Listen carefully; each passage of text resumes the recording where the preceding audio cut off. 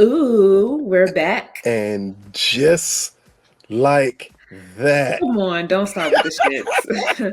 hey, it's gonna Don't, be like, don't, don't start with and the just like shits. that, we are back with Oh my god. season 2 of the HBO Max, or now just titled Max, Max. hit show. Just like that, we are in season 2. It is your guy Lucas here with my lovely co-host Amaya Desire. It's me. Ace back. And we are here to bring you our review of the first 2 episodes of season 2. And if you've ever tuned anything from Big Gold Belt, you know how we do. You know how we do this. Clearly, if you are looking for something to view before you see the episode because you don't want to be spoiled, this is not the place to go to. You come Absolutely not. here to get the commentary of the show and how we feel, our honest opinions about how we feel about the show. So let's start off the episode. And this is episode 1, starts off with a montage of sex. It does. Everybody's having sex here at the beginning of this season. Except for one, Besides Naya, because I thought she Naya. was just going to masturbate. She didn't even give us that. She just was raggedy and showing us, her apps that she got. And I was just like, Exactly. What hmm. did you think about starting off season 2? Not necessarily just the sex portion of it, but starting off season 2 as you kind of see the women all dressed up and out in front to let you know, like, these are the characters to pay attention to. Then we jump into the sex scenes of each partner.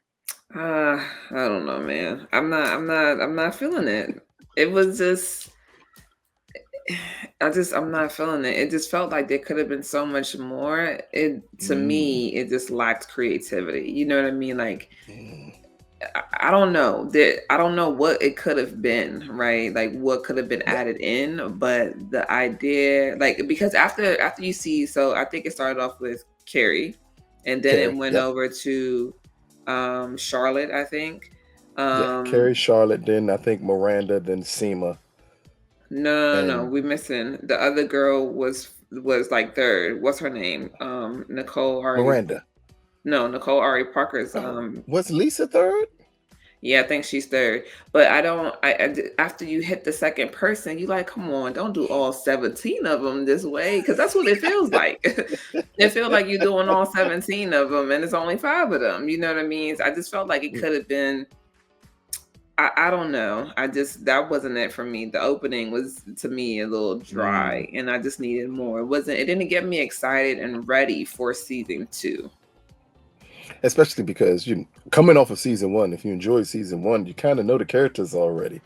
So it kind of feels it felt like this beginning was for people who didn't watch season 1 Right? Yeah. to try to introduce you. Hey, these are the characters, and we're going to show them having what you think you're in here for, and that is sex, and we're going to show them Sucks. doing it. And it's Yeah. like, in all honesty, besides Miranda's and Shay's portion of it, I didn't need anyone else's.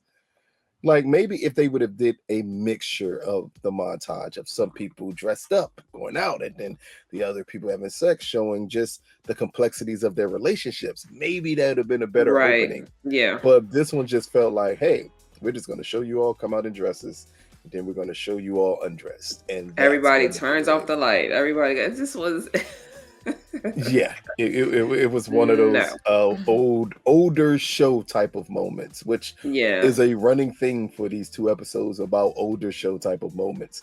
But right after that montage, we get,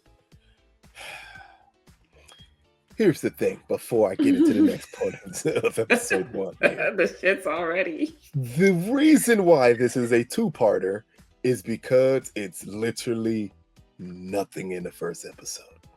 The first episode does have moments that we're going to talk about that are important, but as a whole, it just felt like, hey, we're going to make an episode about the Met Gala because we understand this show, just like Sex and the City, is a show that's fashion forward. Right. Unfortunately, it's like, hey, we're going to do this, but we're going to give you some of the subplots that make no sense. And here's one of them that makes no sense. As we're told or introduced to Carrie and her new guy, Franklin. Hmm.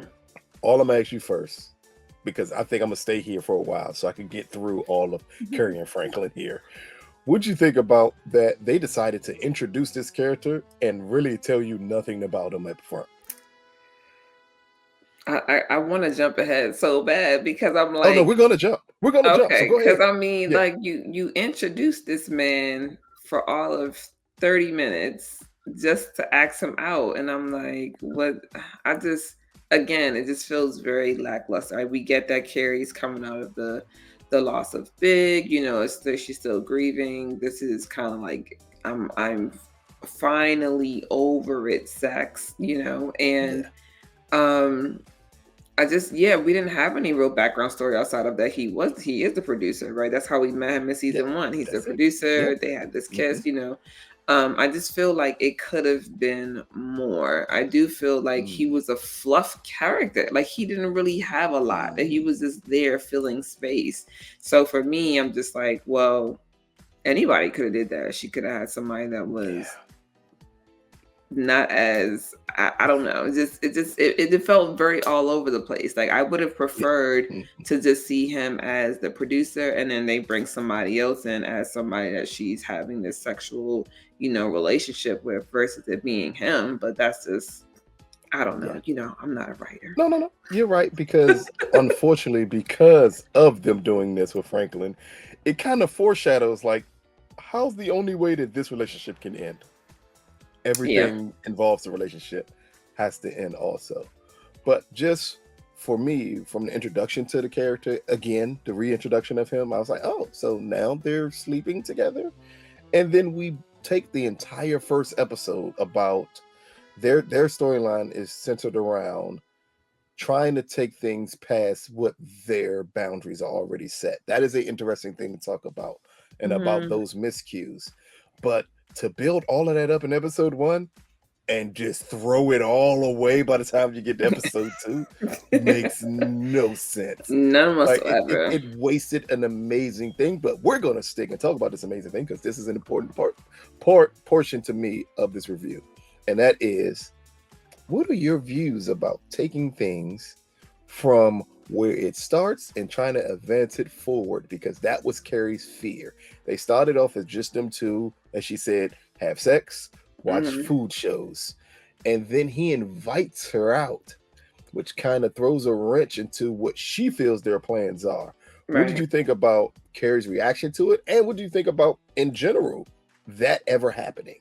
Well, I mean, I knew that was coming because once they read the Yeah, story out, like the voicemail that she got, and yeah. just it was so cliche, but nonetheless, he asked her out. I mean, this happens in real life, right? And I Yeah. feel like Mm-hmm. you miss 100% of the shots that you don't take. It rather you take the Mm-hmm. L, which is not really an L, right? I'm learning to navigate through this space as I go through therapy that it's not really good nor bad. It's just a choice or it's just an outcome Mm-hmm. that has certain side effects or what's that word that everybody gets confused? Yeah, whatever. There. One of those, right? But I just feel like it Mhm. could have been. It does happen, and I say, me personally, do it. But I also say most of the time, and I'll just speak for me, myself, and as a woman, most of the time, I already knew that's what I wanted. I was Mhm. settling for the sex because they would not give me, or there was some inkling that I saw that this person doesn't want a Mhm. relationship. So if I go in asking for a relationship, I'm gonna get shot down already off bucks. So let Yeah. me go ahead and risk it, have the sex, and then like, oh, tiptoe into it, which is just very, very dangerous. I think that you're better Mhm. off going in and saying like, hey, like, I want a relationship. Oh, you don't? You just want sex? Yeah. Cool, cool. Exactly. Um, I can't give you the sex that you want because my sex comes with the relationship. So, I wish you the Mhm. best, and you keep it moving and vice versa. But I do Yeah. think that conversations to be had, and that goes into being honest with yourself. Being Mhm. honest with yourself. So, but they had apparently they didn't really have boundaries set in the None at beginning of the all. situation, right? So, but what I do like is Anthony. He's like men have feelings. Men are what did he say? Dumb with feelings. Yes, I 100% like so. that. I like that. I think it's very valid. I mean, yeah, Hmm. pretty much. So, Because I think it does a wonderful job here, and this is one of the good positives about this episode, is that we're accustomed to seeing the woman be the person who wants to pursue the relationship. Here, mhm, it's Carrie feeling like everything is clearly defined. I want you for this one purpose. I'm not interested in anything else. mhm, And it's her misreading the situation. Again, something we're not accustomed to seeing. We're accustomed to seeing the man misread the situation and not pick up on the cues that maybe this person does want a relationship, or maybe they do want more. right. Down to when she was talking to the other partner on the podcast, Jake, and he was like, "Wait a minute, are you sure that's all he wants? Like, Mhm, did you mhm, define that this is all he wants?" right. And it brought to again, it brought I think to Carrie's attention more than anything is that wow, men aren't the way they used to be. Because again, that's another running theme of this show is that times have changed. The thought Absolutely. process that a man doesn't have feelings and that he could just sleep with you and be fine with it. Maybe we're not in a time where that's okay anymore. Right. Maybe this is a time where everyone needs to communicate. It's not just the woman that needs to talk about it, it's the man that needs to talk about it. Because I also blame Franklin for not telling her up front, Not defining it. hey, Yeah. I may want more. If or once it hits the peak where you think you want more, that's when you have to talk about it. Right. About hey, maybe I can see us doing a little bit more, but you can't surprise invite someone out that you just been sleeping with. No, no, Yeah. but here's the thing though. Did you realize how he did it? He was like, should be fun. What do you say? Like he tried Yes. to keep it so casual without calling it a date. And I'm like, sir, what are you doing here? Like, this is not how this Hmm. works. Like, no. But I Exactly. think that it is for me, I feel like this is a good conversation to have. I don't know how many people are going to have it though, right? Hmm. Because it's about communicating what you actually want, what you need too, right? Let's make sure that both of those things are in there. I like that they kind of had this pause where it's like, no, you can't treat men like that. I think that's very important Yeah. because there has come a time where women thought, like, well, men do this all the time. They don't got no feelings. Like, it's okay. But, like, no, this is like, no, we can't do that. Like, both Yeah. people, whether you, what is it, identify as a man or a woman or they, like non-binary, what have you, like everybody deserves to have that communication that just clearly defines. We got to stop playing in those blurred lines. It's not healthy. We got to stop living in the fear of like this person might say no, and it's okay if they say no because somebody else on Hey, the other side is waiting for you. hey, that's why they call it shoot your shot. You don't make every shot you shoot. Exactly. Sometimes you shoot up a brick. And when you do, or you airball it, how about you just move on to the next person? But You just speaking of move on to moving the on next to sport. anything, the next person here, and that's Lisa, because I think this is another interesting topic to have here. Mm-hmm. As we see her, we're reintroduced to her having a very unhealthy work life balance here, as Again. she's attempting to be everything for everyone while at the same time sacrificing her own personal time, space, peace of Mm-hmm. mind, everything. And we see the conversation between her and Herbert because that's the one I want to focus on here. What do you think about her reaction after we see her get the kids together, after we see her talk about the project, trying to get the funding for everything? And Herbert comes out and says, "Why are you working so hard? Why don't you just let me give you the money?" Mm-hmm. And her reaction to him saying it, granted, he picked up really quickly that that was a wrong thing to say, but just him overall thinking that was the solution. What did you think about them portraying Lisa this way so early in the season of being kind of scatterbrained? Because in season one, she had everything together. And here is a quick glimpse to show everybody that that's not the case. uh I feel like he gave he gave a normal man reaction, right? Like, I Yeah. have it. Why do you need to work so incredibly hard, stressing yourself Mhm. out when I could give it to you? I don't think he meant any harm. And I think he Yeah. realized that he said it in a way that wasn't very welcoming. And then I feel like it was very weird and kind of cringe to watch her. I have, I don't, I'm paraphrasing because I can't remember. I believe she said like I have Yeah. two masters and a blah blah blah, and then like I got it, Hmm. I'll figure it out. And I don't like the black woman, the super strong black woman trope. of like not being in a space enough to take your partner's assistance or help, right? Yeah, he didn't say it Yeah. in a way that probably was appealing to you, but he meant well because this is the man that you're married to. And Hmm. so I'm I'm not a fan, and only because I just realized how dangerous the strong black woman, I got it on my own kind of thing inside of a marriage is super Hmm. dangerous. So, and I'm not saying that women shouldn't be independent. That's not what I'm saying at all. But like, at what point do we not stress and overload ourselves that it affects the family, the romance, the marriage, or whatever have you, and Yeah. creates all this stress that you decide like, oh, okay, let me just say yes to the assistance, and maybe it's not all the time. If you do it this one time, like who cares? Like who's keeping score? Like why is Score. there a There you go. score? I think that's the key part here. It felt like overall she thought if I accept his help, I failed. Hmm. And in a partnership, that should never be the case. And or he Accepting the has help something to is hold because over my head we too. need to better whatever form of living that we have going on here. So it was Right. kind of a weird mixture, but for this couple, that was the least of my issues. By the time we get to episode 2, I'm gonna have a Child. couple words for what they chose as their storyline in episode 2, because that irritated me completely. Yeah, But it next up, we definitely get a did. completely different form of what a black character is on this show, as we are reintroduced to Miranda and Nala as they're having a conversation over the phone about Nala's relationship and about Miranda Mhm. having fun with Shay. And what I like about this conversation is, one, it feels like it's no judgment between these two anymore. Yeah. Like they're on a ground where there seem to be really close friendship here.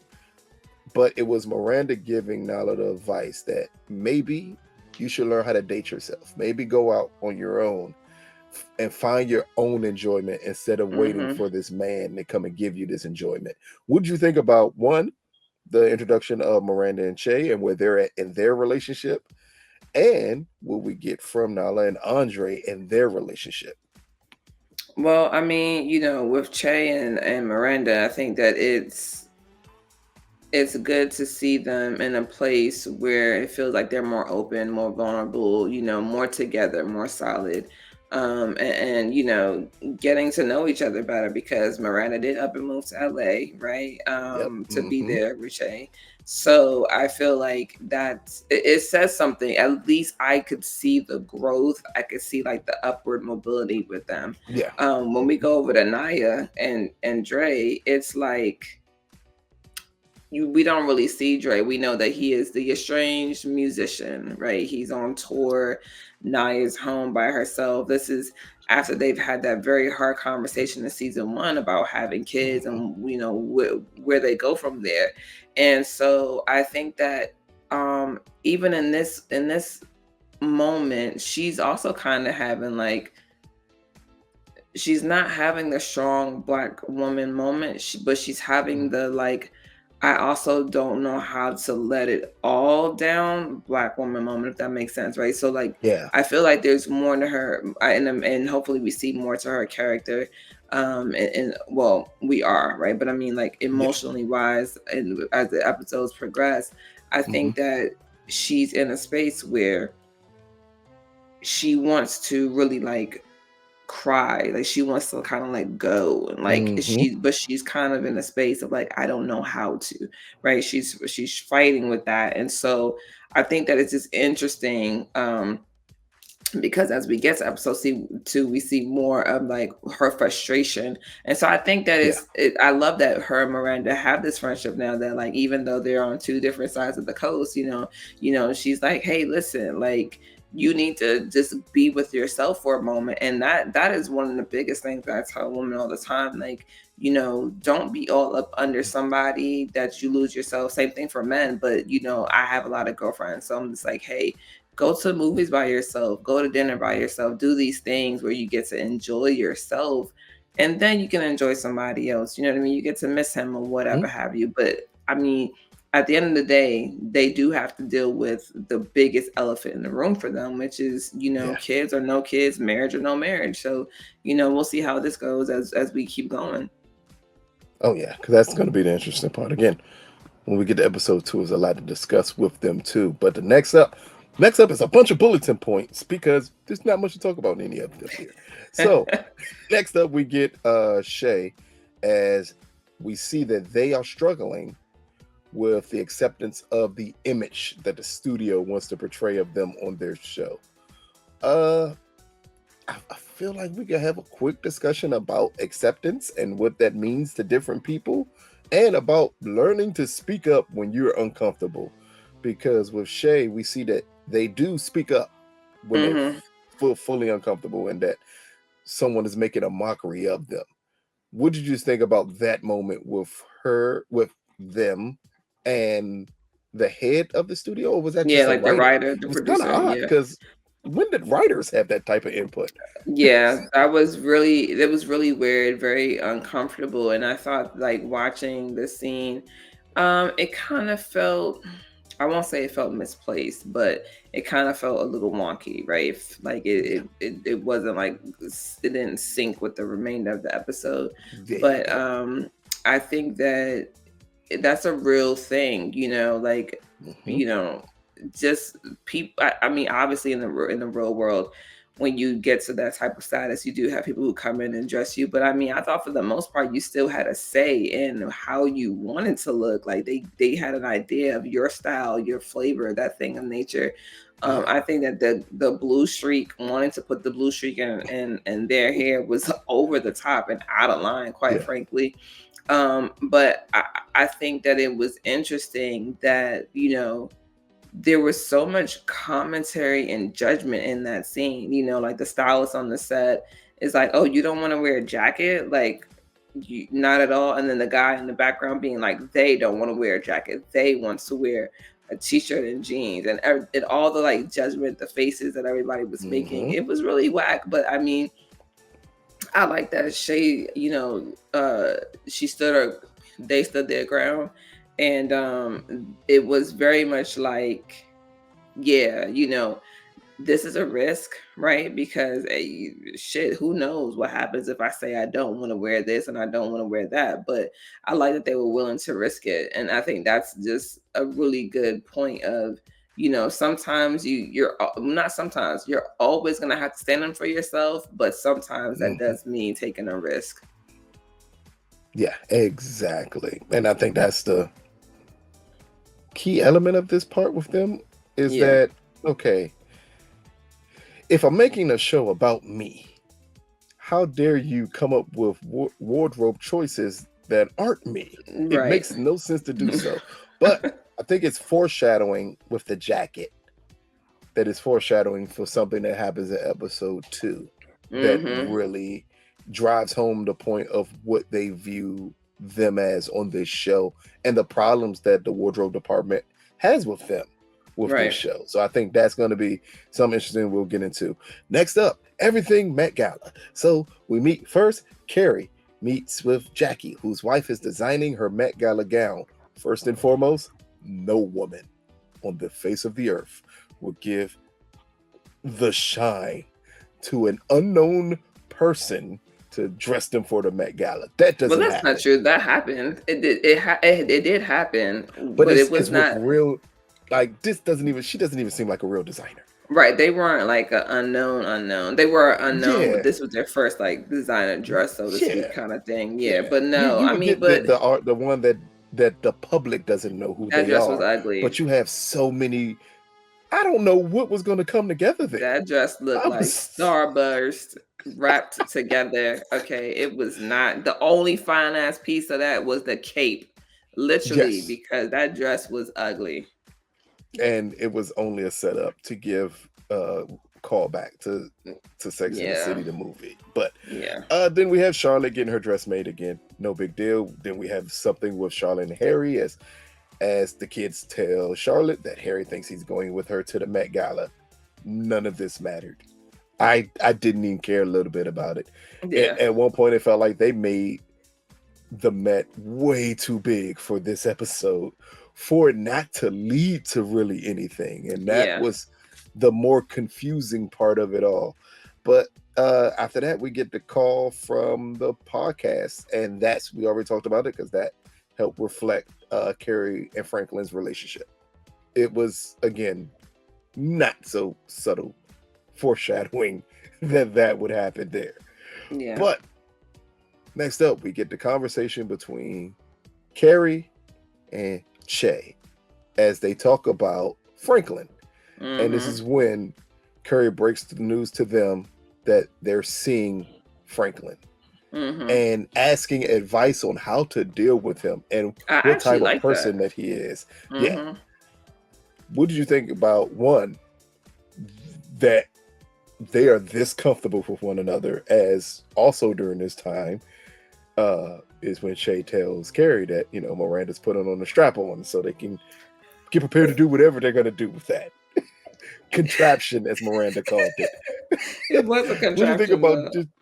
just showing the comfortableness of these characters and for this conversation? Because I think this is a very good, poignant conversation to have for Carrie to reach out to someone who's friends with the person that she's sleeping with to try to get more information on possibly how to let him down easy. Well, I mean, I think that it showed again growth, evolution, right? And I like that because I think that sometimes our circle is not as diverse as we think it is. It's not Yeah. as different, and we need to be able to have people of all different sexualities, genders, and Mm-hmm. whatever, and to give an opinion. I think that it was interesting that she would call them and talk about this, considering that it is their friend, right? Like that's a Yeah. little, it's touchy, but I also like the prelude, so to speak, of like, hey, our relationship, our friendship is getting ready to go up a notch once I open this can of worms. I thought that was really cool. I like that they put that in there. Um, Mm-hmm. but I do think that, for me, the comfortability, the openness, the vulnerability was really nice to just see, and the way that they handled it was really, really good because I don't know what I was expecting, but I like the honesty that Che really Mm-hmm. displayed. Like, hey, listen, you just got to keep it honest. Sometimes things are just about sex, and sometimes they're not, but you need to be upfront about it. But of course my funniest moment is watching Miranda take the strap on off because she's being overly insecure and About, yeah. taking it personal when she shouldn't. But Pun intended. We're taking it. But yeah, but again, that's just Miranda. It's a lot of those moments in these two episodes where you're just like, why are all these feelings wrapped up in this? It makes no sense. But it's yeah, Miranda because she's still insecure about her relationship with Che. And once you understand that, you could get past some of it. That doesn't make it less irritating it that it doesn't. happens It at doesn't. all. Next up, we get a conversation with Seema about her new man and about her having to choose between him and again the Met. My God. At this point, I'm like, Harry, like I needed a picture with Rihanna. If you're gonna constantly bring up the Met Gala here. But and then we get the conversation around the table about Harry going, Anthony now going with Carrie because Seema's gonna spend time with her man. None of that matters. I'm just going through it because that's the way the episode progressed in episode 1. But the next big thing to talk about is Nyla. I keep on saying Nyla. Please tell me I'm saying his Naya. name right. Naya. Naya. The Lion King. That's why I Mm-hmm. keep on calling her Naya. Naya on her self date as she meets a handsome gentleman. What Mm. did you think about her reaction to him? Because we could see an attraction, but we also see her quickly lean back on the point that she's married and Mm-hmm. that she did, even though she clearly wanted to pursue it, that she pulled back just for that reason. I mean, I respect it. We are human. You're always going to be attracted to somebody outside of Mm-hmm. your spouse. But while you still have your ring on, which means while you're legally married still, respect your vows and respect your person unless otherwise stated. Okay, because I know there are gonna be people who are like, Mm-hmm. well, I have open marriage. All right, cool, great for you. Okay, if you got an open marriage, you follow your rules, how you got them set up. But I think, There you go. she wanted to make sure she wasn't, I feel like she wanted to make sure she wasn't completely giving up. Even though we see what's getting ready to happen, like in the next Mm-hmm. episode, I feel like she kind of wanted to be like, well, I'm in the clear because I didn't do anything. I could have, but I didn't. And so, whew, all right, let me get another Merlot because this could have There you went left real quick, And shout out to my boo from CSI Miami, you know what I mean? Looking good. All right, I see you. Look, that's the first thing I said, wait a minute. Mm-hmm. Shouldn't he be with Grisham somewhere finding bodies in Las Vegas? What is he doing in New York? Don't do my man Grissom like that. There can nobody be better than Grissom. Nobody. Oh man, but yeah, I did feel the exact same way. Like at this point, it was just her saying, "Okay, if I give in, I'm the person that broke our relationship up." Mm-hmm. And in a way, I think she's waiting, as we see later on down the line. I think she's waiting for Dre to mess up Yeah. because it gives her that out. Yeah. Because I think at the end she knows it's over, but she's still holding on because she doesn't want to be the person that Right. breaks it up. Kind of interesting the way that works. But Absolutely. next up is Miranda surprising Che at her nightclub. And we're going to go into episode 2 a little bit here because that's what the foreshadowing here is for. Oh, no, Mm-hmm. maybe the end of episode 1 here, where we see her do something she asked her not to do, which was to show up to the nightclub. And then she goes to immediately show her affection in this atmosphere. What do you think about Shay's reaction to Miranda attempted to become so affectionate in public with them? I wasn't really sure how to take that because, Mm. they were very affectionate throughout the entire episode. They Hmm. have, they seem to be together. So it Hmm. was like I was kind of taken aback, like, wait, what's happening? Are they not out? Like, do they not want them to know about, Miranda? Like, are they embarrassed? Like, so many different things flooded in my head. It was such an abrupt pull away that you can only go left field with it. You know what I mean? So I was very much surprised, but I will say that Miranda handled it well. But also, I don't know. I can't with Miranda seeming so like needy and Yeah. insecure. Like I want better for her, and it makes me upset because age is nothing but a number, right? But I feel like with your experiences, with your knowledge, there should be like this Mm. moment where you're like, "What? I'm bad. Like I'm a beautiful woman in my 50s. I've bagged this baddie over here. Like I'm doing it. I'm living it up in LA. Like whatever. Like where's the confidence? Like why is there such a lack, right? Like Yeah. it just makes me uncomfortable. It feels like it feels like Miranda is still extremely uncomfortable Yeah. with the entire relationship with Shay. Yeah. Like, and it may be because of being married for so long and not having to be affectionate with someone for so long that now she's trying to make up for it and become overly affectionate with someone who that may not be my thing. It may not be Yeah. something I really want, especially in public. Because I think Chase said it best. She's like, "Look, I'm at work. I'm at work. Yeah, yeah, yeah. Like, yeah, dude, I understand you want to do all the affectionate stuff, but this is still a job. Like, would Mhm. you be mad if I came to your office and I did the exact same thing to you? You probably would be upset about it. This So is just don't true. think just because I'm in this nightclub setting that it's It's okay. different. Mhm. Exactly. But later on in the episode, we find out partially why Che was that way and why she becomes distant, as they bring up that the wardrobe department basically told them, "You're fat and you Yeah. need to lose weight."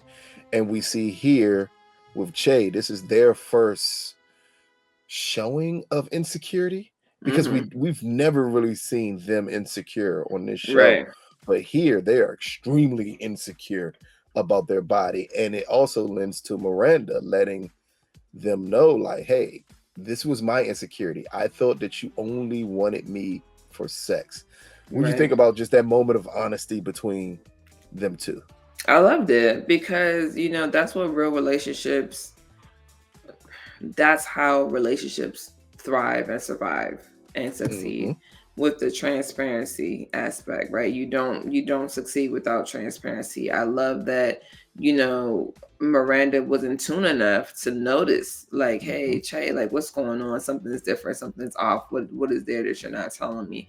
And for Che to express, like, hey, yeah, like, I'm on a diet because they told me that my tummy hangs over my jeans. And while she is in that world that we expect them to say some crazy shit, I didn't expect them to say it like that, but for Miranda to say, and also, I love that they are using consent in this scene. Can I touch Hmm. you? Is it okay if I hug you? Right? Because we don't always realize that not everybody wants to be hugged or touched in a moment Yeah. that when they're having like a vulnerable moment. So I like that too. But I love that Miranda is willing to be vulnerable as well. And it wasn't about, like, they didn't, I like that it was even, if that makes sense. It was about, like, they did, like, Shay didn't make it all about them, and Miranda didn't make it Yeah. all about her, right? They Yeah. both equally shared a moment so that they both could, like, just release and also say, like, hey, I'm here. So I really liked the moment. I think that it's probably one of my favorites of that scene, actually. I Yeah. mean, of that episode. Yeah. It was a real moment between two people, and that's what you want more than anything from this show, is to give us those type of moments. Because the next, well, something we skipped that we're going to go back to here. I'm calling it sexting gate between Naya and Dre, as she Oh. coming drunk from a this is the age old story. You get drunk somewhere, you come home, you're missing the person you're with, and you get all sexy, you light some candles, you play a little neo soul in the background. It's Hmm. clearly that was neo soul music. And as she goes to sext her husband, it's someone in the room with him. Hmm.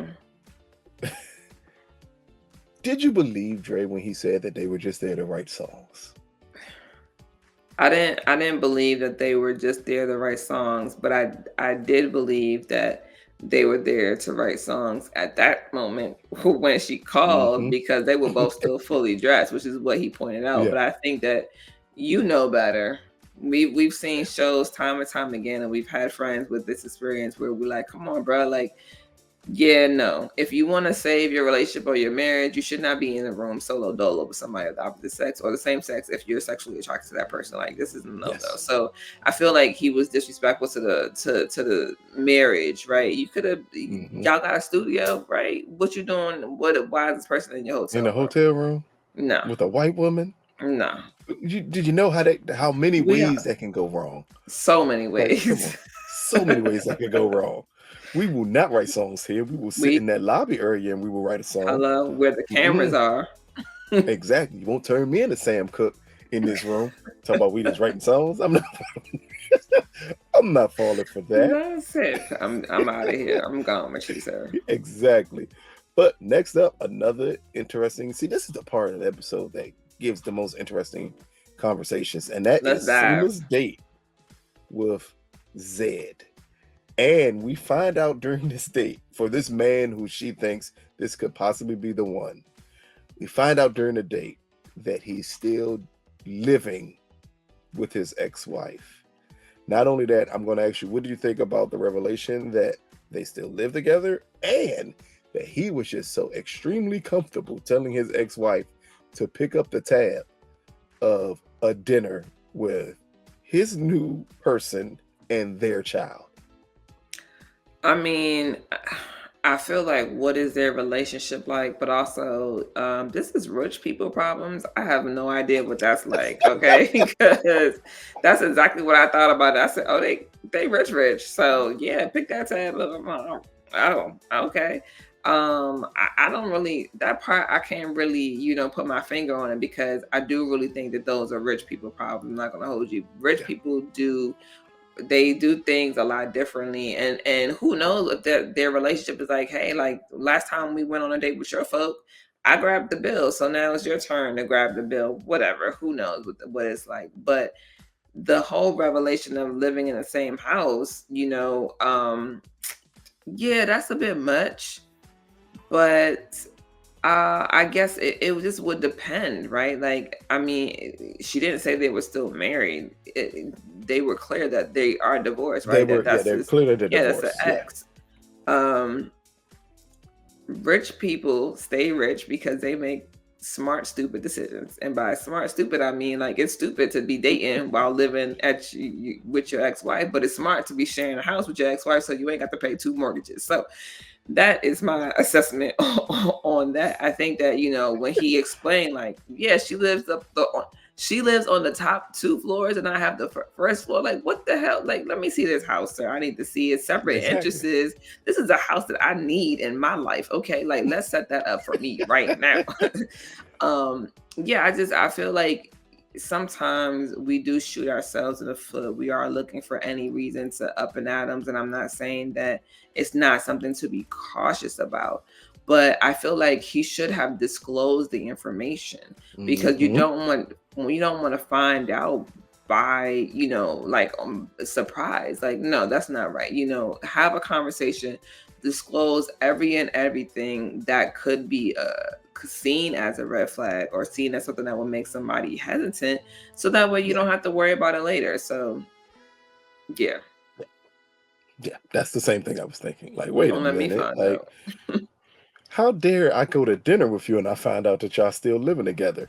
Not only that, I even went back to the same thought. Like, they're rich, and if I'm thinking you're rich, what would the money on the mortgages matter? I'm gonna need you to have your own place. Like, I couldn't imagine going out on a date with a woman and her saying, "Hey, I still live with my ex-husband," and them having an X amount of money. I understand for people who aren't rich, middle class, semi well off, it could make sense to say, "Hey, man, we gonna live with each other until we can split this property and go our separate ways." But that ain't the case here. But also think about it. I mean, it could be that he was just waiting for that moment where he's like, all right, this is serious. It's time for me to move out. I mean, because I'm not going to hold you. If me and my ex are friends and I'm not really dating, let's just say this is the first year after we've been divorced. We not Yeah, really dating like that. We got a big ass house, separate interests. I could do what I want to do. You could do what you want to do. And we splitting and saving money and stacking. Then, all right, cool. Like, it works. Now I'm dating somebody and it's like, you know what? This is getting serious. It's time for me to move out. But again, I would disclose all of this to you up front so you're not getting caught in the middle. I feel like that's the weird part about it. Like, is yeah, you were actively hiding it from me. So there is a yeah, reason for pause there. You know what I mean? But you're right. Rich people problems mean they should have enough money for two mortgages. And he seemed like he's got enough money to spare. So exactly. And you're dating someone else who's rich. who's rich? So, Very so you rich. got to be very careful. And then she said when she left, she said, all of this seems just a bit messy. Messy.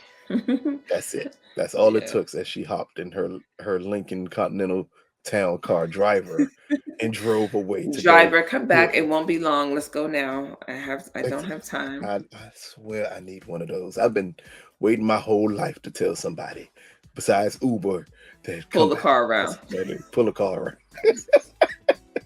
Pull the car Uh, around. Next up, as we close out the episode, it's just everyone getting ready for the Met. I'm not going to even focus on Lisa and Herbert, who decides that helping her relax is something you do before the Met Gala. Mm, No, sir. I Again, mean, that's not something you. I'm not saying it's a bad thing, but as Lisa said, it's amazing that that was supposed to help me, but in the end, it became all about you. So, mm, so clearly, while it's hmm a good thing, it's not something you do before the Met. And here's where we get Harry as he realized he can't take pictures with Rihanna and that he can't walk down the big steps.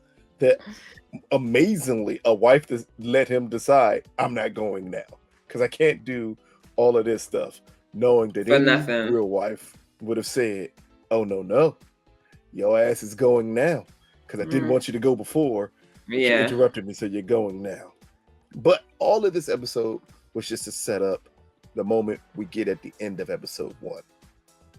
After the mice from Snow White can no longer put Carrie's dress together, and she now only has a cape to Hmm wear, to the Met Gala.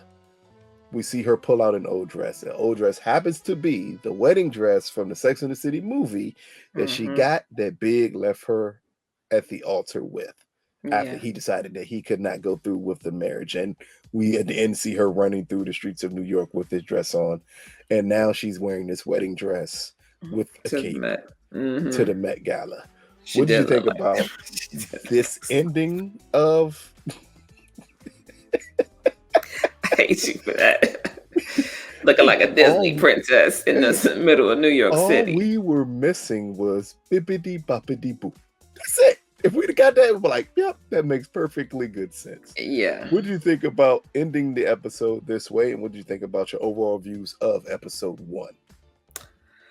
I mean, episode 1 was not the banger I needed it to be. When you start off Yeah, with sex and foreplay, I'm expecting some sort of climax, and I feel like I just have blue walls. I'm not really happy, but there's a throbbing where you kind of like want more, but you're kind of like, what if I don't get where I need to go? So, it's it is what it yeah, is. it Yeah. is what it is.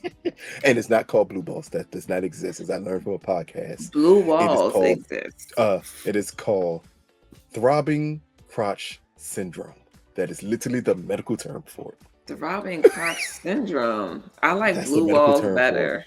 Sounds way more fun because people are like, "What do you mean blue balls?" Like women Yeah. have balls and they thrive, and your balls thrive, so they call them blue balls. I don't know, but okay, throbbing crotch syndrome. It just sounds, Mm-hmm. I'm gonna Because blue use walls that. just sounds like Smurfette. I'm not I was sure like, I have for who that means. TCS. They're gonna be like, what?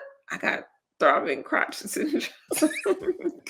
I done abbreviated it and everything. Oh, and speaking of that area and things throbbing and things causing problems, we open up episode 2 at an ad session for Curry's podcast here. Mhm. And one of the ads is about a vaginal cream. I'm gonna say, what's a vaginal cream, right? It's a vaginal To suppository.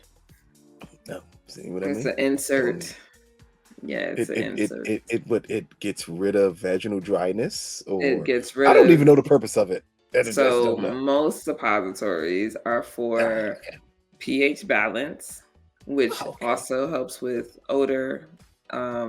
And that's usually like one of the things. And then you do have the ones where you get older. About dryness. I mean, I don't I don't know about that life. I'm hoping I don't have to get to know that life. I'm sure at some point it might happen. But but yeah, they do have things for dryness. And it's a real thing, but most of them are most I think for when you're like 40 and under, it's usually like a pH thing. You want to like reset the Okay. pH balance. Did you find it weird for someone who wrote a column about sex, who has a podcast about sex, that they would feel uncomfortable with that type of ad for their sex positive podcast? I felt like all those goddamn commercials are uncomfortable and weird and you hate them even when they come on the radio, even if you don't have a pH problem, you just hear it. Are you dry down there? Does it smell down there? You're like, what? You can't come up with something better. Um, I feel like she could have just used something different. Like she could have Yeah, just reword that shit and then get it out there and make it happen because the mhm, best thing to do would have just to find a way to make it comfortable for women who are experiencing that because they do experience it, right? So exactly. the crazy thing is to like act like it's not a thing for women in her age group when clearly it is. It's like, all right, now you're being ridiculous. Like just find Yeah, another word. I'm not gonna hold you. My boy, my boy had something. You know what I'm saying? He was like, "Is it yeah, dry? Do you need that wet ass pussy?" Like, hey, listen, my man said I'm bridging the gap. Okay, we're gonna 50 something. I'm at exactly. 25 something. Exactly. I think that was it just felt weird that she would be so uncomfortable talking about the vaginal area when you run a sex podcast. I'm gonna assume it should be lots of talks about vaginal areas in your sex podcast. And if Hey, you're uncomfortable, talk to the people or reach out to someone else to help you. But like, hey, I'm uncomfortable with this type of ad. How can we flip it? If you could find the people who did the ad for Big Tarvey, because I see it amazingly, it's on everything humanly Mm. possible about the HIV medicine. Oh They yeah. have the best ads on television, Except for and the it one where makes it. the guy's beard is winding, is the wind is like blowing for no reason. I hate that one. I hate that commercial with a passion. I'm like, where is his beard going? Why is it all the way over here? Like, come Oh man! on. But again, it's about taking something that most people would deem uncomfortable and making it more comfortable for people in ad form, because that's all you're doing. Perhaps she's uncomfortable because there's a real reality Mm. for her about that Oh, ad. about pH balance and vaginal dryness because she is older. Mm. Mm. Yeah, because they Right. didn't deal with that in the 90s. No one talked about pH balance in the 90s. It They is what it didn't. is. They Grandma just talked said to about get you a lambskin garlic condoms. clove and then put it up there, and Hmm. it supposedly made was magic. So A garlic clove? What listen, the hell? What is it, a roast? What are you doing up there with a garlic clove? I'm trying to tell you the things that I heard my grandparents, or my grandmothers, and them talk about. I'm like, what? I'm like, garlic burn. I don't know what she doing. I ain't gonna set my whole It crotch on was fire. it was so many unbalanced pH levels in the 90s Listen, and the 80s because they was listen. using everything humanly It would possible. have been fire crotch syndrome that would have been Hey, happening. Grandma, why it's so bad? I like, look, baby, just let it Listen. sit there for a minute. Let it stew in there, and then go ahead and take it out. Oh my gosh, somebody gonna hate us for Oh, this. goodness gracious. But after Carrie's uncomfortable conversation, next up we get Seema at her hairdresser. Um, this, and I'm gonna say this in the best way humanly possible. Not only is this rich people problems, this is non-black people problems. Because for black people and their hairdressers, you know what you expect them to be? Bluntfully honest with Your you therapist, about yeah. anything that's going on there. So, what did you think about Seema's reaction when her hairstylist was extremely honest with her about her issue with red flags and the path it's taken her down so far? I expected nothing less from Seema. Absolutely not. I feel like she might be a Scorpio or Aries. I didn't expect anything less. She was mad. And listen, my man's was loud. Was they in New York, right? Yeah, my man's was loud. Yeah, The whole salon, everybody in the bathroom, the wash girls, everybody heard heard him. And she was just exactly. embarrassed. You know what I mean? So she's rich, and rich people don't like to be embarrassed, and they like to flaunt their money. So oh, so you Mhm. embarrassing me. Now I'm taking my money and I'm gonna go somewhere else. So I wasn't surprised, but I mean, it did kind of sound like that's what she was doing, if I'm gonna be honest. Like he ain't, but where is the lie? That's all There he you needed go. to say. That's all he should Yeah, have said. But where is the lie? I mean, take your money, and but still ask yourself, where is the lie? exactly. That's what I mean by this is this rich non-black people problems. Because I think even a rich black person that's not uppity, bougie, I Hmm. should say, bougie, Bougie. if not one of those, I think would understand when your hairstylist is telling you this, it's because it's a reason. You can't go to the same person for 10 years and think they don't know who you are. And he said, you've run through so many of these red flags that you just come up with. Like you're trying to sabotage these relationships. Mm-hmm. Mm-hmm. And I just, for someone who comes across at times as being progressive, even though she's rich, kind of threw me off that would be her reaction of just turning into the rich white woman and saying, I'm through with this. I'm leaving. You never touch this hair again.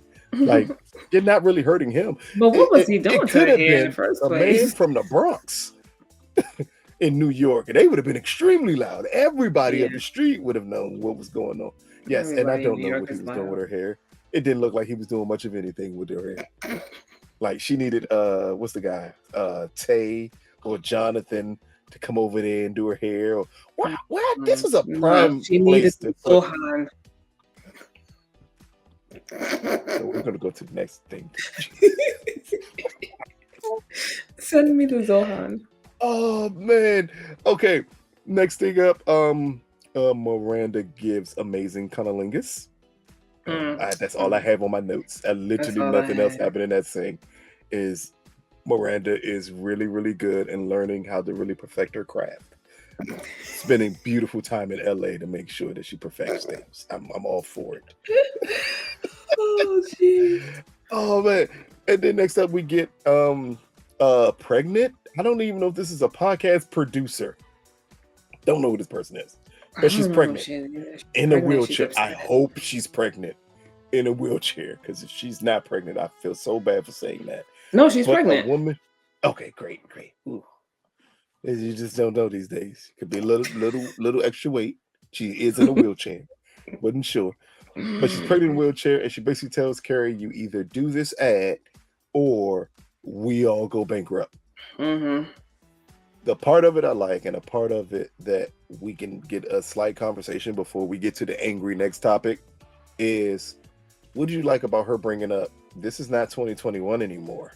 Like, the field for podcasts are drying up, because we actually know Mm-hmm. that's an actual thing now that everyone's gotten back outside again, Mm-hmm. that the revenue that used to be dumped into podcasts don't exist anymore. What do you think about this show bringing that up at this point?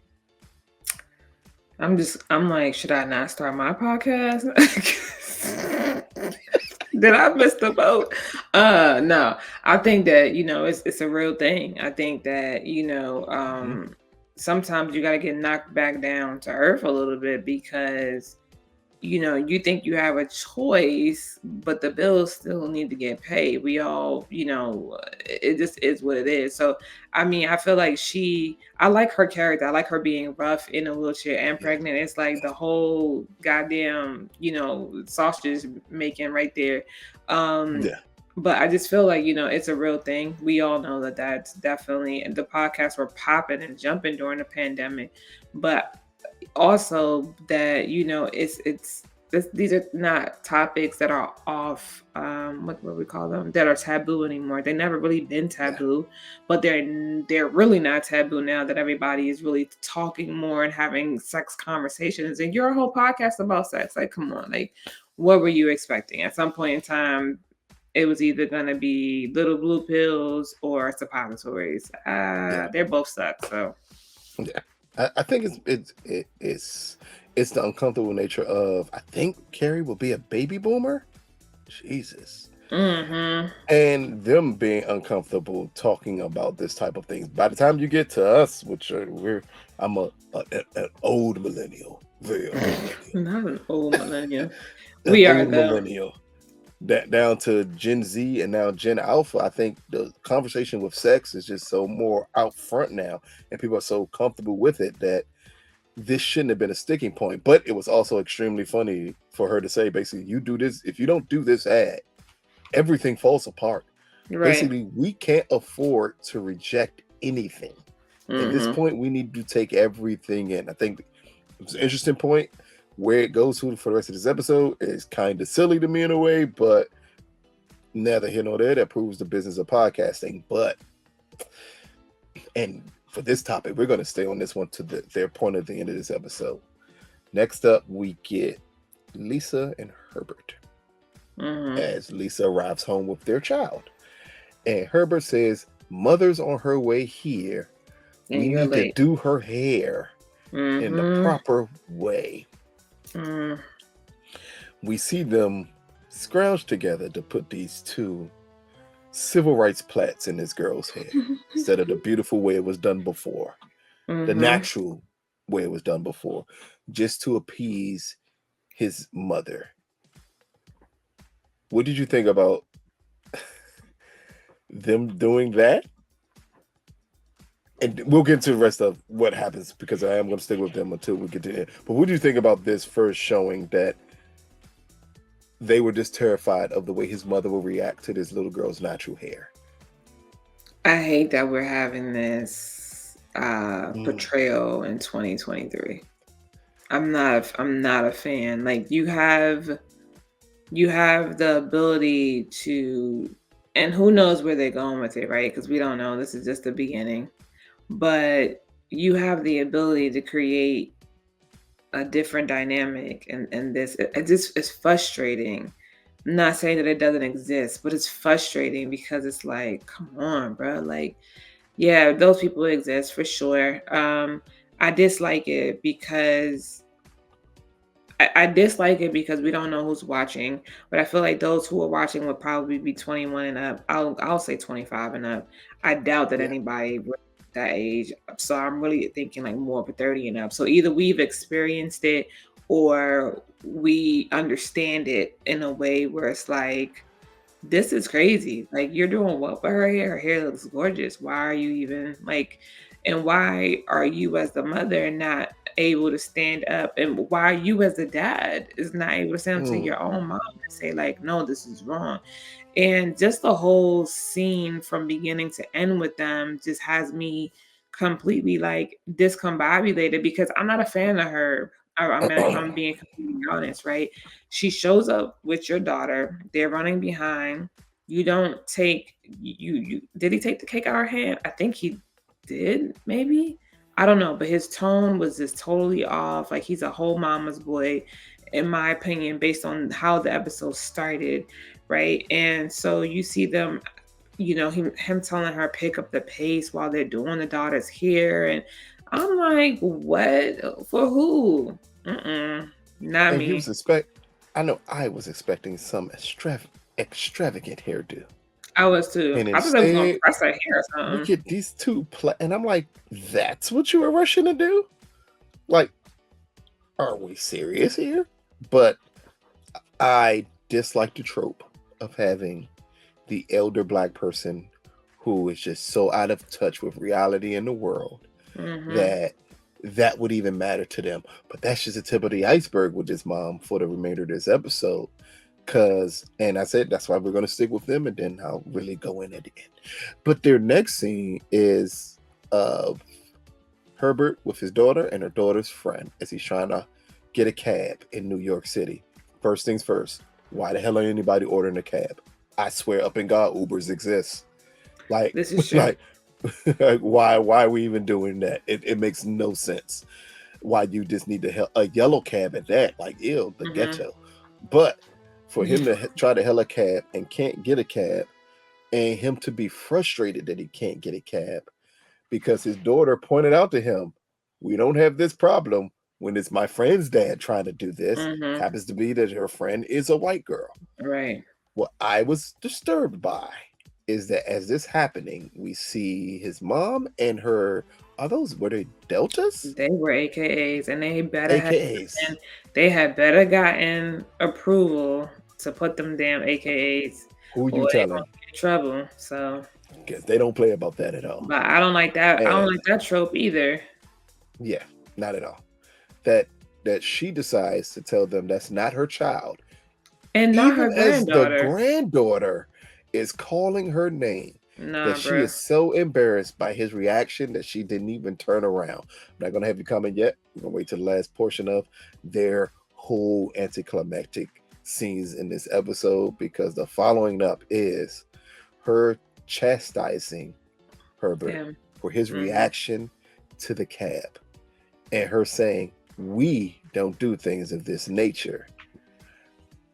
And in the way his wife agreeing with his mother, what did you think about this entire setup, this episode, with, eh, for lack of a better term, playing on black trauma events for comedic relief in a way?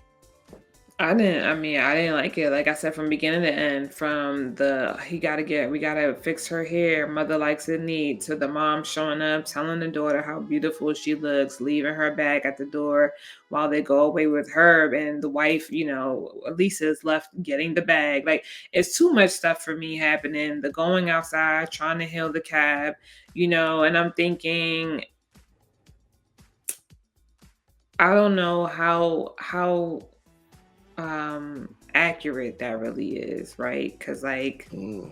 he's in a suit at that, so it's not like he's just a black dude. And in I'm a not hoodie saying and that, jeans. right. I'm not Yeah. saying that that doesn't mean that he can't get a cab. Let's be very clear because I don't want people coming on here being like, oh, that's a no, I'm not saying that because he's in a suit that he couldn't get in a cab. But I'm talking about like for me, I'm from New York and placement, right? We talking about Manhattan, we talking about we talking about in Upper East places, Side, Upper West yeah, Side. like you Yeah. um I think it's east. I haven't been home in a while, but I just feel like it's in a richer part. Again, not saying that it doesn't mean that it can't happen, but I'm just saying the aesthetic of Sex in the City, it just seems very out of place that you are getting black people on this show. And the idea is that the black people, even though they are living well, doing all these things, wealthy and so forth, that they can't get a cab. It just Yeah. it felt very inauthentic. And like you said, it playing on black trauma. To me, the fact that they used AKAs when we knowingly know that AKA had the paper bag test growing up back then, right? If you were darker than a Mm-hmm. paper bag, you couldn't come in. The fact that they are considered uppity, so to speak. And now you see your son banging on the cab and they are so embarrassed, and the granddaughter is calling your name and you ignore your like what, this is madness. I do not think that they used this is just not this is done in poor taste. It really is. It's done in Yes. poor taste. And watching the mother come in to chastise him while he's saying, well, I couldn't, like the guy clearly was, ignoring us and what have you. And the wife, I think this goes into like wanting to be seen a certain kind of way, right? Like we are high class Negroes and we don't do those There type you of go. things because then they will toss us down with the lower class Negroes. And I didn't like it. I think that, again, when you have an opportunity to present a different kind of storyline, the fact that you would use this kind of storyline, knowing what Black people have gone through, knowing that you did not have Black people in your show to fucking begin with. There Like, you go. And you give them, now that you have black people in your sequel series, you give them a storyline from the early 2000s. No, it makes no sense. We are in 2023. One, I was just first hard pressed that who the hell is catching a cab? yeah. If I'm in that section of New York, if I have a certain status, I Catch an would just Uber Black. assume thank you. I would assume a cab would be the last thing I would be want to be caught in is a cab. I can just order Uber Black and go wherever I need to go. Like that part didn't make any sense. Um, the black grandmother who is just as uppity, and they made sure to show her with big gaudy jewelry and the Mm-hmm. Louis Vuitton luggage to show that she had status, Privilege, that her yeah. status mattered, Or not privilege, it that was she status. fits in with the whites because that's the way it appeared to me. I Mm-hmm. think I think they make the mistake here of portraying this entire character, because this character did not need to exist in season 2. From season 1, we saw the proud black paintings and stuff that they had displayed. We see just the way she comes across to his wife when he says, "Oh, I see you're coming from a production of The Lion King." Do you know how racist that is? Mm-hmm. Like, do you know how horrible that is? Mm-hmm. And then for her just to eat it and us to get no commentary or pushback from the characters makes it even worse, because it makes it sound like, oh, well, they're willing to accept that just so they can fit in. Yeah. And no one addressing the feelings that Herbert had about being with his daughter and that happening to him Right. was a missed opportunity that, as someone who's writing the show, you can't miss that opportunity. All of it He is missed basically said, opportunities yeah, because when he doesn't even protect his wife. They're not even protecting each other. Think about that. no, They didn't no. protect each other. And in the end, I thought maybe you would protect your daughter. Because as she said, like, and then you do this, and he said, I did it in front of her for that reason. Mm-hmm. She needs to see that this is not acceptable. But you say that, and then you bend immediately to everything else. Right. And her next words for Lisa out her mouth is, "Well, if you're banging on the door, you know what they'll think about us and how it portrays us." Nah, that's code for stay in line, Negro, and Mm-hmm. don't get out of line. Mm-hmm. And it just angered me so much. This entire thing pissed me off. Yeah. It I was said, not "Wow, cool. you can't be this out of touch as a show." Whoever the Like, person whoever is. wrote this, but it's not 98. It's Yeah. not 2003 anymore. You know Yeah. what's not acceptable? Any of this. Yeah. It's not acceptable to show. And we're not saying it doesn't happen, but unfortunately, because of their circumstance, because we've portrayed them as this extremely wealthy couple, it's hard to believe it would happen to them. Yeah. Because it's hard to believe they would put themselves in that situation The for whole it to first happen. season, they were taking Uber Black or what seemed to be town cars. So I'm very confused as to how we got here and why all of a Oh, sudden here you go. there needs But to be why is this. the black people that have to catch the cab? Yeah. I Did mean, Charlotte well, get a cab? Carrie always takes Carrie cabs, ain't so got no money. I'll Carrie ain't let got no that. money. Well, this is true, No, but yeah, Carrie I ain't got no money. She ain't got no I just money. don't understand it. Like it's it's not cool. It really is not cool. It's disheartening because it was just a missed opportunity. I'm not saying that you couldn't have shown some sort of like where they came from kind of thing. You know what I mean? You could have gone back and talked about like had them do like a background on like where they came from, where they are Yes. now kind of thing. Mhm. So you can, humble beginnings or whatever you want to do. Well, how about But focus to on real black plight? Housing yeah, discrimination. Guess what? They're rich. Housing discrimination is perfect to do here with them. or you could have Eh, even gone so far as to use what was happening, with maybe how they were reacting to a most recent protest. Anything other than yes. this. Anything other than Or at this. least if you're going to use this, make it come with a lesson of why this is not okay. The whole trope of the black grandmother who needs her Negro granddaughter to look a certain way, Yeah, man, like totally what the inappropriate. hell? Completely. I think I've gotten that off my chest now. Yeah. But let's go back a little bit because next up we get Charlotte and Harry, and they're talking to Lily about Lily wanting to do music and wanting to reach her goals, and them telling Lily, "Well, we're not giving you Figure it money for out. anything. You need to figure it out on your own." And we're going to stay here because I found it extremely funny what happened afterwards. As Lily does figure it out on her own, she gets the musical instrument that she wants, And then she's but in singing about turn, the way privilege. she did it was she sold all her clothes that she didn't care about anyway, and which leads to Charlotte now becoming obsessed with, for Hmm. some odd reason, getting the dress back that your daughter sold and wanting to sue everybody, basically having a white woman moment, wanting to sue everybody for it because she couldn't believe that they did this with a kid. So first we're going to focus on what do you think about Charlotte's reaction after they told Lily to do and figure it out on your own. And as a very smart kid, she figured it out on her own.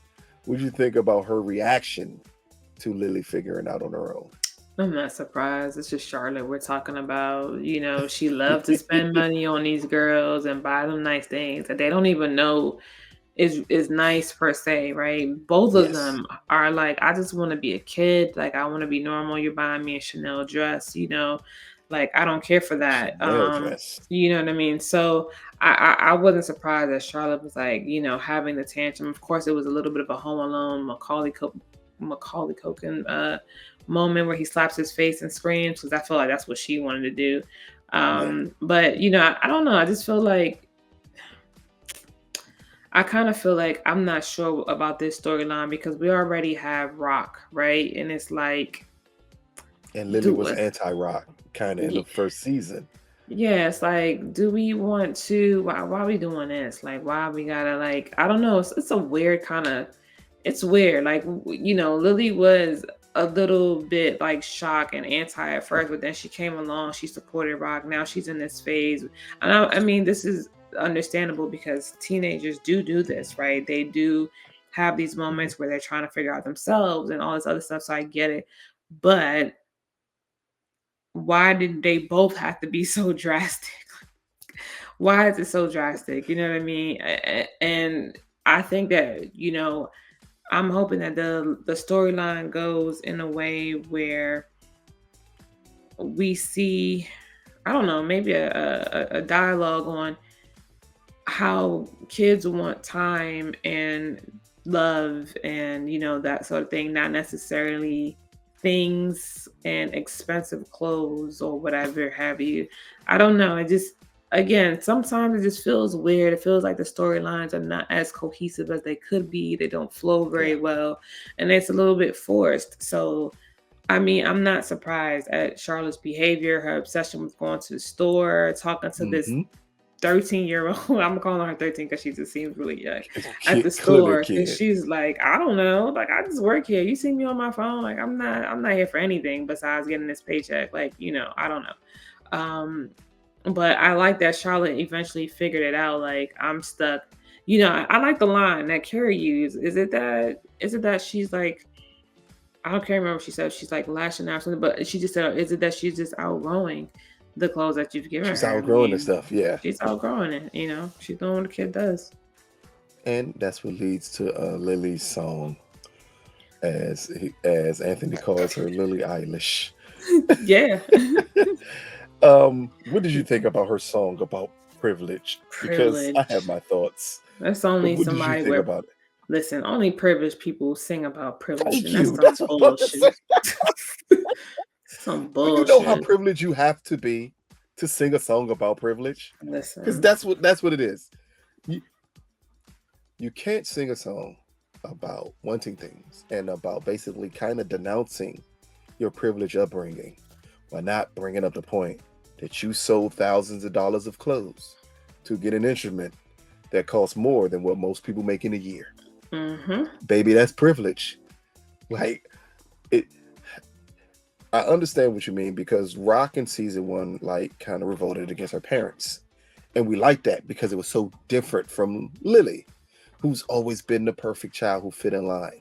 If you Mm-hmm. wanted to have a story line about Lily feeling pressure to be perfect, great. The privileged portion of this is where you lose me at Mm-hmm. because they are privileged kids. Right. Like, at what point in time do you show these kids being thankful for what they have? You We know how many haven't. people would love to be in your boat? We Because haven't. if you don't want to be privileged, we can. Hey, how about you go right on down the street in New York? Because it don't take you long to get there. It's plenty of places there where you can switch lives with some of those kids. Listen, there's Kind of like plenty of Lizzie places Lohan and to Freaky go. Friday.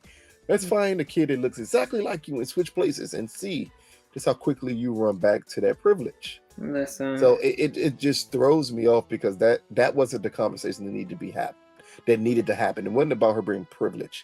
The conversation that needed to happen is about them wanting Lily to be perfect.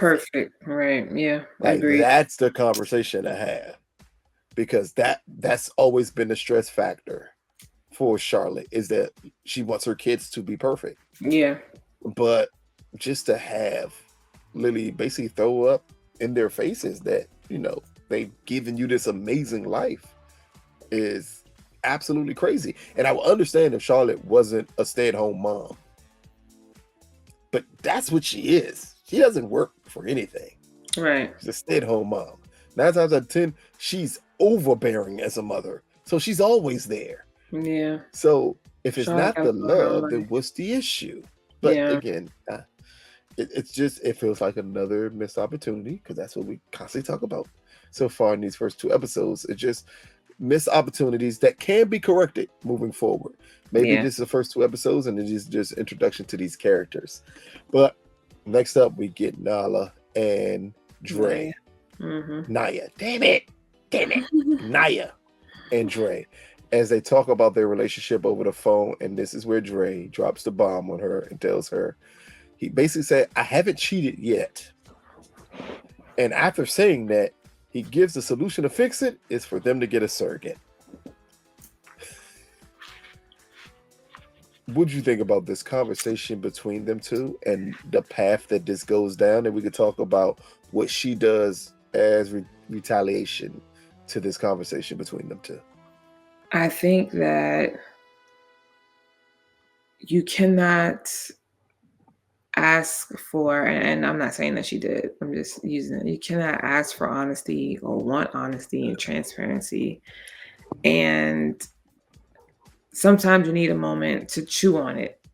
Yeah. I always said that I always said to my friends, like, I would be as bold as what Dre did to tell my husband, listen, baby, you haven't touched me in like 3 weeks. It's getting Yeah. real dicey over here. It's going into a month and a half, and I'm like, I might cheat on your ass, right? And that's not to be spiteful. That's to be honest, because Mm-hmm. I would rather have a conversation with you that says, like, look, like I really, what's happening with us, because I need this. I need, you know what I mean? Sex is a huge part of a relationship. You guys are Yeah. not having sex. Dre is not there, but also I feel like the surrogate part is way too dicey, bro. Too Yeah. dicey. Too dicey. Like when we're talking about fertility and pregnancy and children and wanting to be a mother, most women who want to be a mother want to carry their child. They want Yeah. the experience. And so his lack of insensitivity to her in this moment is just doesn't, it's not a good, it ain't a good look. You know, I don't recall if they did like counseling in episode in season one, but I feel like, you know, there's some missed opportunities with how they deal with the whole miscarriage or the loss of the kid or not being, because I can't remember, I think it was a miscarriage, right? Or trouble conceiving. I So think it was if both. you're right, so if you're having trouble conceiving or if you had a miscarriage, the reality is you need to go to therapy as a couple to deal with that, because grief definitely can tear, you know, people apart. Mm-hmm. And then when you want to constantly think about like, I really want a baby, now you're in a space of like, but you're not here with me. There's so many different factors. She's alone, he's not there, he's telling her he's almost cheating. Like this is just not, they need therapy to deal with this. And also, he needed to be home for them to have this conversation face to Yes. face. I just do not think that at this point, I feel like he is emotionally disconnected. He's running away because this is easier for him. Yeah. It's more comfortable. He doesn't have to deal with it. Deal with it. He can just Mm-hmm. put a pin in it. Then he hangs up the phone and he's gone about his business. Where she's home and she's kind of stuck in the space, and it's hurtful, you know. So I'm not surprised that she did what she did as far as like the retaliation of starting to put his stuff Yeah. in bags and whatever. But that's still not going to solve the problem. And No. that's a band-aid on everything for both him and her. He did a band-aid, she did a band-aid, and eventually the band-aid's going to come off. Yeah. I think that that's one of the biggest issues with their relationship is that in the end, she doesn't want kids. So she's not necessarily being 100% honest with him. When she made the decision in season one, like, I'm not going through this process anymore. I don't even know if I want kids, as she Mm-hmm. told Miranda at a portion of last season. But if you're not telling him that and you know that's a deal breaker, whatever happens falls on you. Because in Right. the end, he's still going to want that. So it kind of goes back to that dinner that she had and meeting that new guy. It's Mm-hmm. that was your chance there to move on because you kind of knew it was over. Here is just the realization that he's going to move on. Yeah. His thing is no matter what, I'm going to have a kid. So either she's going to have to become Gabrielle Union and be okay with that, or you're going to have to leave him. It's going to have to be one or the other. And I think uh, that's the problem with their relationship because I think she's actually made up her mind which one she wants. yeah, I agree. I feel like we might see that dude again. Who knows? You know, New York is big, but New York is small, so Yeah. But we'll it's Sex in see. the City. It's a Yeah. spinoff of Sex in the City. So, you know, men are interchangeable. Yeah, It's this just is plenty, true. it's plenty of black actors out there. Omar Nah, Epps may show up as her love interest next. We never no, know. no. Makai Pfeiffer. You never know. You Where never know. is Makai at? That's a good question. I Where don't is? know. He Hmm. did something. Huh. Or Alan Payne. I ain't heard his name in a while. That's, Yeah, that's a blast from the past. Yeah, who was that? I feel like again, like we talked about, it's just missed opportunities. Yeah. Show our couple going to therapy. Show them having a realization that maybe this is, and we're not saying that it needs to be like they made up and oh this is all. No, it could be just I do love you, but I don't love you enough to do this. This is Yes. where our journey ends, and yeah, I'm gonna be sad, but Hmm. it's okay. I just don't like the back and forth unhealthiness of them not really having conversations and talking about it and being honest Hmm. and doing it over the phone. Fuck, man, like I'm so not a fan of doing things via phone or text. Yeah. Like, please come see me. Let's Hmm. talk in person. So Hmm. And we're not asking for something that's unrealistic because they did this in season one. yeah. Like Miranda and Steve's whole thing in season one was about this. And this is something that we've seen done on Sex and the City, where they give these characters a little more time to breathe and branch out so you can see the effects of certain things in their relationship. But so far by episode 2, we're still not getting that out of the show. Not saying it's a bad thing, but right now it's not the best thing in the world. Yeah. But quickly, Maybe it's let's just run slow through a start. couple of things. Miranda goes to an AA meeting because if you have forgotten, she had a drinking problem in season 1. Though Mm-hmm. she's in LA, that problem still exists. Here she meets a new friend who decides to tell her to go clean up a beach. We'll get to the rest of the clean up the beach later. Next up is Carrie and Seema meeting to talk about Zed, her red flags, and her hairdresser. Where you thought you would get deep conversation or something from Carrie saying, hey, maybe you need to look yourself in the mirror here. Nope, get none of that. Very No. surface level stuff. Yeah. Nothing to have a conversation about. And again, it's always going to be the missed opportunities to show Carrie being more than anything else, I think, at this Mm-hmm. point. Next up, we get Carrie and Franklin as they are now in the room, in bed, talking over and over and over again about these ads and about getting this vagina ad, because clearly this is the hardest thing in the world to write, is to talk about that area for Carrie. I just don't get it. Like, she has one. I would just assume you having one, you would know what you would want someone to say to you if you are experiencing itch or dryness or pH imbalance, like I'm done anything of with that nature. I'm done with you. Goodbye, sir. Uh, I'll stick right here. What did you think about the way they set up this conversation between Curry and Franklin? And in the end, when she goes to her desk, which we understand, when Curry does this or goes by the window, that's when she gets normally her big revelation of how to do things. Did you think that was a wasted moment for what we get later on in the episode with them? Yeah, absolutely. I mean, I don't know, this felt like a lot of filler. You know what I mean? Like that scene I don't think needed to really exist. Yeah. Yeah, that's all I got. It didn't really need to exist. Like, you're Yeah. still trying to figure out the vagina ad. You looking at him.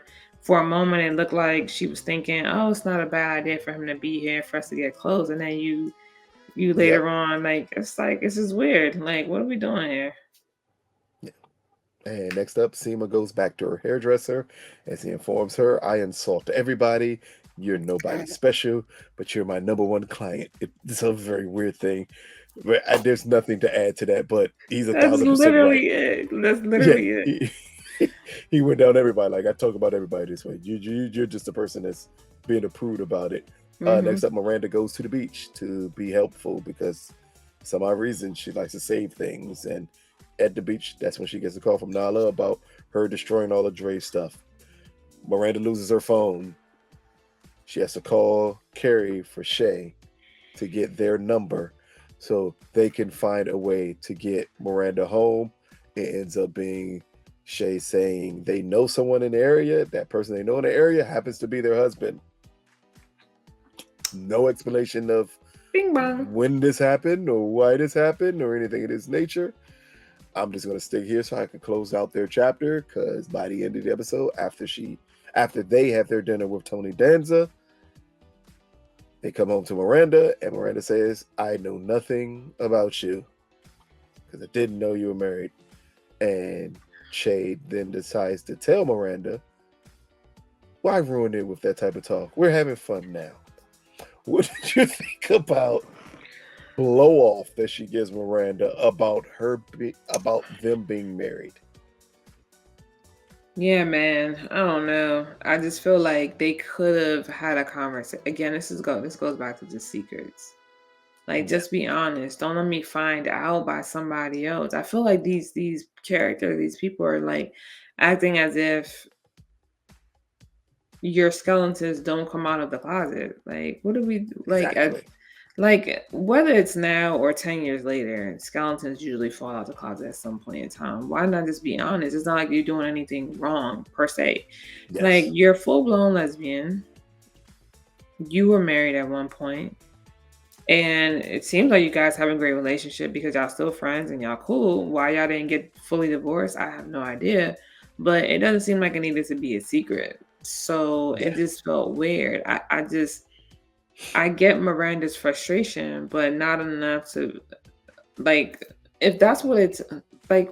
So if you didn't know this person, right? Like, I mean, what we Yeah. talking about here? Exactly. What we Like, talking? It's just weird. what's the big deal? It's Yeah. weird. It's another one of those things where I'm pretty sure it'll pay dividends down the road in the season. Yeah. But the introduction feels sloppy. Abrupt. Mm-hmm. Yeah. Yeah, Yeah. sloppy And and abrupt. I it would say, kind of yeah. hurts everything. And you're just kind of hoping they tied it together to end. Hopefully that is the case. Next up, we get a conversation between Che and Tony Danza. I don't care about this conversation at all. It is not interesting at all. Of course, he shouldn't play a Mexican. Duh. Anyone Absolutely should not. know that at this point. It's Tony Danza. So none of that was important. Seema then goes on her date with Zed. Here is where her fears are confirmed, I'm going to say, as she believes he's just a mooch. And during dinner, he asks her to go 50-50 on the business with him, saying, Mm-hmm. "I'll put up 100,000, you put up 100,000." Do you think when that came to fruition that Seema's reaction to him asking to go into business with her was the proper reaction to have? I want to say yes, but I want to say no, right? Because I feel like people love drama, but for me, I feel like just be realistic. It's okay to just say no and walk out and be Yeah, classy. exactly. Yeah, I feel like they could have been a little classier, with that scene, with that move. Hmm. I'm just interested to know, like, what are the vibes? What did you get from him previously that told you that he was a mooch? I don't like I don't like when they drop pieces in that you can't follow along because I don't remember, I don't recall what he did. Maybe it was the asking the ex-wife to pick up the tab that made him think made Seema think that he was a mooch. It could be Yeah, that. she said that. Yeah, she said that it was when he just she said at the dinner she was having with Carrie that the even point that he even asked his ex-wife to do that she felt it was something weird and that he may be a mooch, and that's why he asked his ex-wife to pick up the tab because maybe he didn't have the money to actually pick up the tab. Hmm. Yeah, I don't know. I'm interested to see what this looks like later on. I wonder if they're gonna explore that later on because I would really like to know. Cause it just felt weird. I feel like there's so many. I don't like where I can't follow along and it seems like there are gaps. I mean, I get that, you know, I can't see myself saying because a guy asked his ex-wife to pay the bill this one time because it's not like we went out a whole bunch of times that he's a mooch. I get that there could be pause, like cause for pause, but I don't know. Maybe who knows? We'll see. Yeah, we'll see where this goes. But at this point, we go to the end of the episode because there's literally nothing else to talk about here. We've kind of covered everything else. At the end of the episode, We find out as Carrie and Franklin arrive because, they've come up with a perfect vaginal ad. Only took 3 days to do so. Mm-hmm. But Apple has bought and everything. And their entire podcast, for some odd reason, is shut down because the studio was bought out. Not because, Mm-hmm. like, the podcast was bought, but the studio was bought out. But in turn, when Franklin tells Carrie, I think we're done, as Carrie Yeah. tries to float the idea of trying to sell the podcast. But the way he says done kind of makes it sound like their relationship is done, which he Right. also confirms that. What you think about the way this episode ends off of that revelation? We already talked about it, that you said before that you thought that this was just too quick of a relationship, too Yeah. quick of showing him in general in this uh facet. So what did you think about ending episode 2 this way? I don't know. It just felt it just didn't give. It just didn't give. Like I thought to myself, because she had mentioned maybe not even doing the podcast anymore, it was a chance that this was gonna Mm-hmm. kind of go this way. But then you finally get up in there, you come up with the idea. Like, didn't you tell them? You didn't email them, you didn't call them, let them know you was working on it. Like, what's happening? You show up, everything is shut down, people are out of jobs because of you. It's weird. Then you going downstairs and you like, well, maybe we should try to sell it. And now it's like, nah, this is ending. This is over. This is not just about the Mm-hmm. podcast, me and you. I do like that Franklin stood up for himself though, because I think that's a real thing. Like him just saying, like, nah, let me get out now before I'm mess around and be unhappy Friday through Wednesday, because I'm stuck in something that I don't want. Um, yeah, I don't know. I'm not really, and I just feel like she was so nonchalant about the whole ending of it that it just seems a Yeah. bit real unrealistic to me. Like you didn't have no feelings, like, and just like that, my week freed up. Like what? I don't know. I'm not. I don't know. I just needed more. Yeah. It felt like these first 2 episodes, one, they need each other because at least it kind of gives you a full picture. But unfortunately, the full picture is still so clouded Yeah, that it leaves you feeling like you should have gotten more story. And that's kind of odd that we're 2 hours into season 2 and you still feel like I know nothing about these characters right now. yeah, it's And not enough. that's where this episode leaves you at. But again, we understand that this possibly is just a setup because we understand the people that will be showing up in the rest of the season here. So Mm-hmm. maybe even after a shaky 2 episodes, while there are some really interesting things to talk about that happen in it, these are 2 extremely shaky episodes that maybe it corrects itself by episode 3. And hopefully you all tune in and find out with us if it corrects itself at episode 3, because you can Yes. catch us every Thursday when this episode drops on Max, which if they hold the same release as last year, it'll be 3 a.m. So you can catch a review probably at 4 a.m. Mm-hmm. of when each episode drops weekly until we get to the conclusion of this season of And Just Like That. Is there anything else you want to No. say about these 2 episodes? Let's hope that 3 and 4 is better. There you go. That's all we can do is have hope here. I need some But Merlot it's been like another Naya. production. Let me give me some Merlot. Next episode. She was drinking Malbec. You gotta stop saying Merlot. Oh, Only my bad. basic people Oh, drink Merlot. all right, So my I'm gonna bad. say that. I'm just gonna leave it right there. That's a very well, I was about to say basic, and then I was about to say Naya would drink that, but she was clearly drinking Malbec. So yeah, Malbec. Yeah, let's get it there you go. right. Dre would drink Merlot with his Not white woman drink. playing the guitar in the Oh background. Lord. Doing a very unseasoned version of Say My Name. I already know what they were doing in there. You're not tricking me. You're not tricking me at all. We listen. We out of here. We out of here. Goodbye. Peace, Goodbye. people. Peace.